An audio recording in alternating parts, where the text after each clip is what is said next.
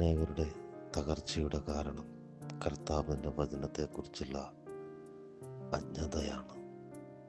എൻ്റെ ജനം അജ്ഞത മൂലം നശിക്കുന്നു. ഹോസിയ 4:6. ദൈവം തൻ്റെ വചനത്താൽ സകലതും സൃഷ്ടിക്കുന്നു.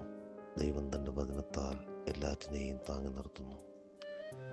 ദൈവം തൻ്റെ വചനത്തിലൂടെ രോഗികളെ സൗഖ്യമാക്കുന്നു. തൻ്റെ വചനത്താൽ സകലവും വിശദീകരിക്കുന്നു. കർത്താവിൻ്റെ വചനം ആത്മാവും ജീവനും അത്രേ. ആ വചനം ഉൾക്കൊള്ളുന്നവന് ജീവനും അവൻ്റെ ശരീരത്തിന് ഔഷധവുമായി അത് ഭവിക്കുന്നു.